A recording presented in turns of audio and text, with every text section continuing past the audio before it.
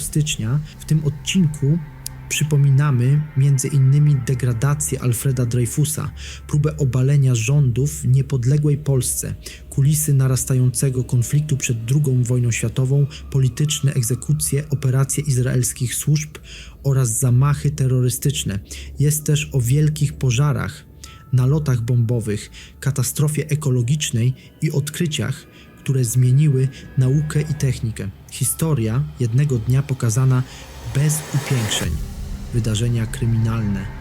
Rok 1895 zapisał się w historii Francji jako moment głębokiego upokorzenia i niesprawiedliwości, kiedy na wojskowym dziedzińcu paryskiej szkoły wojennej Alfred Dreyfus został publicznie zdegradowany przed tłumem żołnierzy i cywilów. Oficer artylerii pochodzenia żydowskiego został niesłusznie skazany za rzekomą zdradę stanu i przekazywanie tajemnic wojskowych Niemcom. Podczas ceremonii zerwano mu dystynkcję, połamano szpadę i odebrano honor, który w realiach XIX-wiecznej armii francuskiej miał znaczenie niemal absolutne.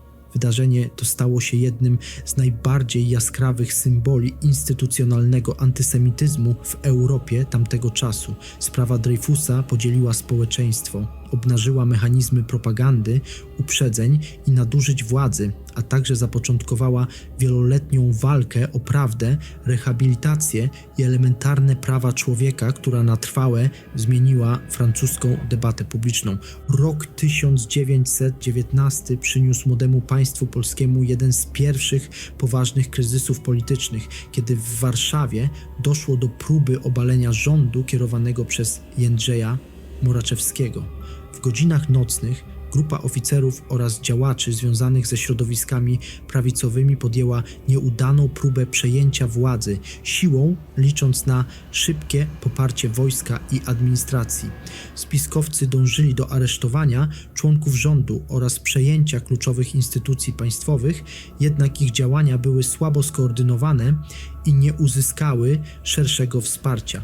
Zamach zakończył się fiaskiem jeszcze przed świtem, a rząd utrzymał kontrolę nad stolicą. Wydarzenie to unaoczniło głębokie podziały polityczne w odradzającej się Polsce oraz napięcia pomiędzy obozem lewicowym a narodowo-konserwatywną opozycją. Próba przewrotu stała się ważnym sygnałem ostrzegawczym dla władz, pokazując, jak kruche były fundamenty państwowości w pierwszych miesiącach niepodległości i jak realne było zagrożenie destabilizacją wewnętrzną. Rok 1939 przyniósł jedno z najbardziej brzemiennych w skutki spotkań dyplomatycznych w Europie przed wybuchem II wojny światowej, kiedy w rezydencji w Berchtesgaden doszło do rozmowy Adolfa Hitlera z ministrem spraw zagranicznych Polski Józefem Beckiem. Niemiecki przywódca przedstawił wówczas żądania dotyczące włączenia wolnego miasta Gdańska do Rzeszy oraz budowy eksterytorialnej trasy przez tzw. korytarz pomorski. Propozycje te były w istocie ultimatum, które podważało suwerenność państwa polskiego i miało sprawdzić gotowość Warszawy do ustępstw. Beck odrzucił niemieckie naciski, podkreślając znaczenie niezależności i integralności terytorialnej. Spotkanie to ujawniło agresywne zamiary Berlina oraz iluzoryczność dalszych prób pokojowego porozumienia. Rozmowa w Berchtesgaden stała się jednym z ostatnich sygnałów ostrzegawczych przed nadchodzącą katastrofą wojenną i jasno pokazała, że konflikt zbrojny stał się niemal nieunikniony. Rok 1942 przyniósł w okupowanej Warszawie powstanie nowej formacji politycznej, która miała odegrać istotną rolę w powojennej historii kraju. W warunkach brutalnej niemieckiej okupacji została utworzona Polska Partia Robotnicza, organizacja komunistyczna działająca w konspiracji i podporządkowana ideologicznie oraz organizacyjnie międzynarodówce komunistycznej. Jej celem było przejęcie wpływów w ruchu, oporu oraz budowa zaplecza politycznego dla przyszłej władzy komunistycznej w Polsce. Partia od początku funkcjonowała równolegle do struktur polskiego państwa podziemnego, pozostając wobec nich w opozycji. Działacze Polskiej Partii Robotniczej tworzyli własne siły zbrojne oraz aparat propagandowy, starając się zdobyć poparcie społeczne hasłami walki z okupantem i obietnicami radykalnych zmian społecznych. Utworzenie tej organizacji zapoczątkowało proces, który po zakończeniu wojny doprowadził do przejęcia władzy przez komunistów i trwałej zmiany ustroju państwa. Rok 1963 zapisał się w historii Polski Ludowej jako moment jednej z najbardziej kontrowersyjnych egzekucji politycznych okresu powojennego, kiedy w krakowskim więzieniu Montelupich wykonano wyrok śmierci na Stanisławie Jarosie. Był on oskarżony o przygotowanie zamachu bombowego wymierzonego w najwyższych przywódców państwowych PRL, w tym władze partyjne i rządowe. Sprawa miała charakter pokazowy i była szeroko wykorzystywana propagandowo przez aparat bezpieczeństwa, który przedstawiał Jarosa jako groźnego terrorystę działającego przeciwko państwu. Proces toczył się w atmosferze tajemnicy, a dostęp do pełnej dokumentacji przez dekady pozostawał ograniczony. Egzekucja miała na celu zastraszenie społeczeństwa i pokazanie bezwzględności systemu wobec wszelkich prób oporu. Do dziś historycy spierają się o rzeczywisty zakres winy Jarosa, motywy jego działań oraz rolę służb specjalnych w całej sprawie, uznając ją za symbol represyjnego charakteru władzy komunistycznej.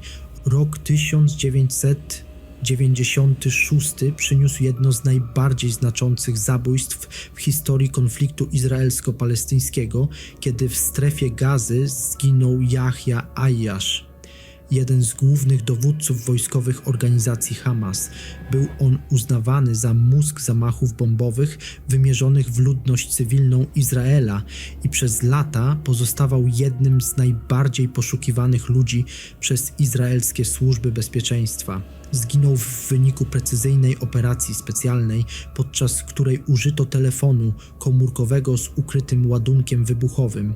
Akcja była efektem długotrwałego śledzenia, infiltracji środowiska współpracowników oraz pracy wywiadowczej prowadzonej przez izraelskie służby specjalne. Śmierć Ayyasha wywołała gwałtowne reakcje w świecie arabskim, fale protestów oraz serię zamachów odwetowych. Zabójstwo to stało się symbolem strategii eliminacji celowanych i znacząco wpłynęło na dalszą eskalację przemocy w regionie. Rok 2003 zapisał się w historii Izraela jako kolejny dramatyczny etap drugiej intifady, kiedy w Tel Awiwie doszło do serii zamachów samobójczych wymierzonych w ludność cywilną. Ataki zostały przeprowadzone w miejscach publicznych, w tym w rejonach uczęszczanych przez mieszkańców i turystów, co miało na celu wywołanie maksymalnego strachu i destabilizacji życia codziennego. Zamachowcy działali w imieniu palestyńskich organizacji terrorystycznych, wykorzystując napiętą sytuację polityczną oraz spiralę przemocy narastającą od początku powstania. W wyniku eksplozji zginęli cywile, a wielu innych odniosło ciężkie obrażenia, co pogłębiło traumę społeczną i poczucie zagrożenia. Wydarzenia te spotkały się z natychmiastową reakcją izraelskich sił bezpieczeństwa, które zintensyfikowały operacje wojskowe oraz działania wywiadowcze. Zamachy w Tel Awiwie stały się symbolem brutalności konfliktu, w którym granica między polem walki a codziennym życiem została całkowicie zatarta. Katastrofy. Rok 1554 zapisał się w dziejach Niderlandów jako czas wielkiej katastrofy miejskiej, kiedy Eindhoven zostało dotknięte jednym z najtragiczniejszych pożarów w swojej historii. Ogień, który wybuchł w zwartej zabudowie miasta, bardzo szybko rozprzestrzenił się z powodu drewnianych konstrukcji domów, wąskich ulic oraz silnego wiatru. Płomienie pochłonęły znaczną część zabudowy mieszkalnej, warsztatów rzemieślniczych oraz budynków użyteczności publicznej, pozostawiając setki mieszkańców bez dachu nad głową. Straty materialne były ogromne, a odbudowa miasta trwała wiele lat i wymagała wsparcia z zewnątrz. Pożar wpłynął także na zmiany w lokalnych przepisach budowlanych, skłaniając władze do ograniczania użycia drewna i poprawy organizacji przeciwpożarowej. Katastrofa ta stała się jednym z kluczowych punktów zwrotnych w rozwoju urbanistycznym Eindhoven i na długo pozostała w zbiorowej pamięci jego mieszkańców. Rok 1944 przyniósł mieszkańcom Szczecina jedną z najbardziej niszczycielskich nocy w historii miasta, kiedy brytyjskie lotnictwo bombowe przeprowadziło ciężki nalot w ramach alianckiej kampanii powietrznej przeciwko III Rzeszy. Atak był elementem strategii osłabiania zaplecza przemysłowego i komunikacyjnego Niemiec. A Szczecin, jako ważny port, węzeł kolejowy oraz ośrodek przemysłowy, stał się celem o wysokim znaczeniu militarnym. Samoloty RAF zrzuciły setki bomb burzących i zapalających, które spowodowały rozległe pożary i ogromne zniszczenia zabudowy miejskiej. Ucierpiały dzielnice mieszkalne, infrastruktura portowa oraz obiekty cywilne, a wielu mieszkańców straciło życie lub zostało rannych. Nalot pogłębił chaos wojenny i dramat ludności cywilnej, pokazując bezwzględny charakter wojny totalnej, w której granica między celem militarnym a miastem zamieszkanym przez cywilów praktycznie przestała istnieć. Rok 1993 zapisał się w historii ekologicznych katastrof morskich jako moment dramatycznego wypadku u wybrzeży archipelagu Szetlandów, kiedy tankowiec MV Brer rozbił się podczas silnego sztormu. Jednostka przewoziła ponad 80 000 ton ropy naftowej, która w wyniku uszkodzenia kadłuba zaczęła masowo wyciekać do Morza Północnego. Katastrofa wywołała poważne obawy o długofalowe skutki dla środowiska naturalnego, w tym dla ptactwa morskiego, ryb oraz lokalnych ekosystemów przybrzeżnych. Nietypowe warunki pogodowe sprawiły, że ropa została w dużej mierze rozproszona przez fale i wiatr, co ograniczyło skalę długotrwałych zanieczyszczeń, ale nie wyeliminowało strat. Wydarzenie to stało się impulsem do ponownej debaty nad bezpieczeństwem transportu morskiego, standardami technicznymi tankowców oraz odpowiedzialnością armatorów. Katastrofa Brera do dziś pozostaje ważnym punktem odniesienia w analizach ryzyka ekologicznego na morzach świata. Wydarzenia naukowe.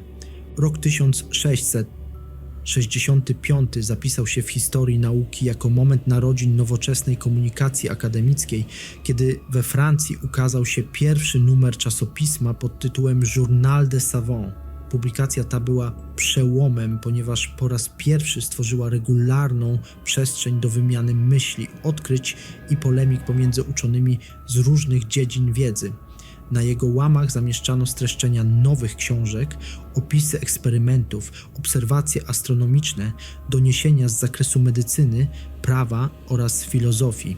Czasopismo odegrało kluczową rolę w kształtowaniu środowiska naukowego, umożliwiając szybszy obieg informacji i standaryzację debaty intelektualnej. Model ten stał się inspiracją dla kolejnych periodyków naukowych w Europie i na świecie. Wydanie Journal des Savants uznaje się dziś za symboliczny początek systemu publikacji naukowych, który do współczesności pozostaje fundamentem rozwoju wiedzy i badań akademickich. Rok 1769 stał się jednym z kamieni milowych w dziejach techniki i gospodarki, kiedy szkocki inżynier James Watt uzyskał patent na udoskonaloną maszynę parową. Jego rozwiązanie znacząco zwiększało wydajność wcześniejszych konstrukcji poprzez zastosowanie oddzielnego skraplacza, co pozwalało ograniczyć straty energii i obniżyć koszty eksploatacji. Wynalazek Watta szybko znalazł zastosowanie w górnictwie, przemyśle włókienniczym oraz hutnictwie, stopniowo zmieniając sposób produkcji i organizację pracy. Maszyna parowa przestała być jedynie ciekawostką techniczną, a stała się uniwersalnym źródłem napędu, niezależnym od siły mięśni, wiatru czy wody. Patent ten zapoczątkował dynamiczny rozwój fabryk, urbanizację oraz wzrost gospodarczy na niespotykaną wcześniej skalę. Decyzja o ochronie wynalazku umożliwiła jego komercjalizację i uczyniła z Jamesa Watta jedną z kluczowych postaci rewolucji przemysłowej, których skutki odczuwalne są do dziś. Rok 1900 69 zapisał się w historii badań kosmicznych jako ważny etap radzieckiego programu eksploracji planet, kiedy w kierunku Wenus została wystrzelona sonda Venera 5. Była to jedna z bezzałogowych misji zaprojektowanych w celu bezpośredniego zbadania atmosfery tej niezwykle nieprzyjaznej planety, uznawanej za siostrzaną wobec Ziemi. Konstrukcja sondy uwzględniała ekstremalne warunki panujące w wenusjańskiej atmosferze, takie jak ogromne ciśnienie oraz bardzo wysoka temperatura. Venera 5 miała za zadanie przesłać dane dotyczące składu chemicznego atmosfery, gęstości oraz warstw chmur. Choć kontakt z sondą został utracony stosunkowo szybko po wejściu w atmosferę, zebrane informacje okazały się bezcenne dla dalszych misji. Start ten potwierdził ambicje Związku Radzieckiego w kosmicznym wyścigu i znacząco poszerzył wiedzę ludzkości o jednej z najbardziej tajemniczych planet Układu Słonecznego. Rok 2005 przyniósł jedno z najważniejszych odkryć astronomicznych początku XXI wieku, kiedy ogłoszono istnienie planety karłowatej nazwanej Eris, jednego z największych znanych obiektów pasa Kuipera. Informacja ta wywołała ogromne poruszenie w środowisku naukowym, ponieważ nowo odkryte ciało niebieskie okazało się porównywalne rozmiarami, a według części pomiarów nawet większe od Plutona. Odkrycie Eris podważyło dotychczasowe rozumienie pojęcia planety i zmusiło astronomów do ponownego zdefiniowania kryteriów tej kategorii. W konsekwencji kilka lat później Międzynarodowa Unia Astronomiczna wprowadziła nową klasyfikację, w której Pluton utracił status planety, a Eris została zaliczona do planet karłowatych. Wydarzenie to pokazało, jak dynamicznie zmienia się wiedza o Układzie Słonecznym i jak jedno odkrycie może wpłynąć na fundamentalne definicje naukowe. Rok 1855 zapisał się w historii wynalazczości jako moment narodzin człowieka, który na trwałe zmienił codzienne nawyki milionów ludzi na całym świecie. King Camp Gillette był amerykańskim wynalazcą i przedsiębiorcą, który zasłynął stworzeniem bezpiecznej maszynki do golenia z wymiennymi ostrzami. Jego pomysł narodził się z obserwacji problemów związanych z tradycyjnymi brzytwami, które były drogie, trudne w ostrzeniu i niebezpieczne w użyciu. Gillette opracował koncepcję taniego ostrza jednorazowego użytku, co zrewolucjonizowało rynek higieny osobistej oraz model masowej produkcji. Choć początkowo spotykał się z brakiem wiary w sukces, jego wynalazek szybko zdobył popularność, szczególnie wśród żołnierzy. Stworzona przez niego firma stała się globalnym gigantem, a sam Gillette symbolem nowoczesnego konsumpcjonizmu i innowacyjnego podejścia do biznesu. Rok 1859 przyniósł narodziny jednego z mniej znanych, lecz niezwykle istotnych pionierów nowoczesnej fizyki eksperymentalnej. DeWitt Bristol Brace był amerykańskim fizykiem i wynalazcą, który odegrał ważną rolę w rozwoju metod pomiarowych stosowanych w naukach ścisłych. Największym jego osiągnięciem było skonstruowanie wczesnej wersji spektrofotometru, urządzenia umożliwiającego precyzyjny pomiar natężenia światła w zależności od długości fali. Wynalazek ten stał się fundamentem dla późniejszych badań w chemii, fizyce, astronomii oraz biologii, umożliwiając analizę składu substancji i właściwości materiałów. W pracy był również cenionym wykładowcą akademickim, który kładł duży nacisk na dokładność eksperymentu i rzetelność danych. Jego prace przyczyniły się do standaryzacji pomiarów optycznych i wpłynęły na rozwój aparatury badawczej, bez której współczesna nauka nie mogłaby funkcjonować. Rok 1900 przyniósł narodziny wybitnego fizyka i wizjonera nauki, którego prace wyprzedziły swoją epokę i znalazły pełne zastosowanie dopiero dekady później. Denis Gabor był węgiersko-brytyjskim uczonym, który zasłynął jako twórca holografii, nowatorskiej metody zapisu i odtwarzania obrazu trójwymiarowego z wykorzystaniem fal świetlnych. Początkowo Jego koncepcja miała charakter czysto teoretyczny, ponieważ ówczesna technologia nie pozwalała na jej praktyczne wdrożenie. Dopiero rozwój laserów w drugiej połowie XX wieku umożliwił pełne wykorzystanie jego idei. Holografia znalazła zastosowanie w nauce, medycynie, technice, sztuce oraz systemach zabezpieczeń. Gabor zajmował się również teorią komunikacji i elektroniki, a jego interdyscyplinarne podejście wyróżniało go na tle współczesnych. Za swoje osiągnięcia otrzymał Nagrodę Nobla w dziedzinie fizyki, a jego dorobek do dziś inspiruje kolejne pokolenia badaczy. To wszystko w dzisiejszym odcinku poświęconym 5 stycznia. Jeśli nie słuchałeś poprzedniego, koniecznie do niego wróć, bo tam również historia potrafi zaskoczyć. A już w następnym odcinku kolejna data, kolejne wydarzenia i kolejne momenty, które ukształtowały świat. Zapraszam.